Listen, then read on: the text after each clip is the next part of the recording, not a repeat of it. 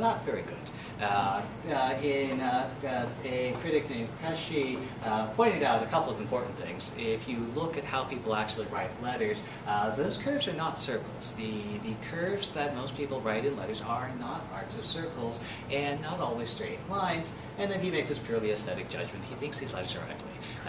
It's not entirely clear that there's a big difference between the geometrically defined letters and letters that we would draw freehand. So that's a purely aesthetic judgment. More importantly, from a practical point of view, nobody learns to write letters this way. If you learn how to write the letter A, you're not going to do this conscious division into parts. You are shown, here's what an A looks like, and copy it using some method. So nobody really learns to write this way. The other problem is, as a solution to the printer's problem, letters are this big. It's going to be very challenging to, actually the letters are even smaller than that, it's going to be very challenging to cut type metal to these specifications because, again, the basic specification for Dürer, take that, divide it into 10 parts, and then divide that 10th part into 3 further parts to get the thin limbs of the letters. So it's very difficult to actually construct letters this way. And to some extent, if you are dealing with impression printing, so those of us older than, well, my age, which is far too much, are probably familiar with this. So if we are dealing with impression printing, all you really need is somebody to make these basic dies, and that's all that you really need. You don't need this mathematical precision in the impression printing world. Again, definition of a great artist, somebody who's centuries ahead of his time.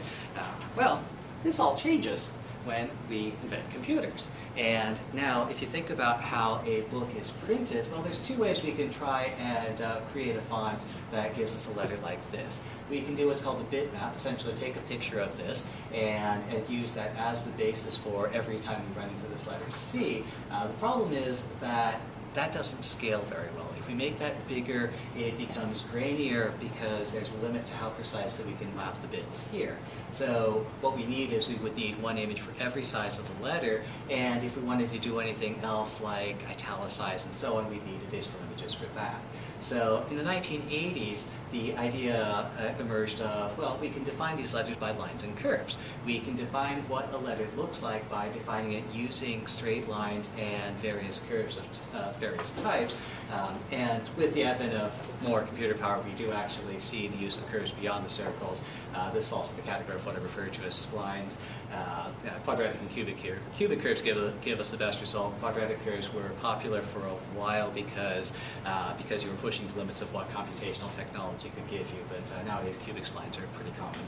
And now this translates directly into how we print things out on printers and also on computer screens. And again, with an inkjet printer, what we do is we take these true type definitions, we create a corresponding bitmap from the definition of the letter in terms of the curves and straight lines, and then that bitmap is what actually gets printed.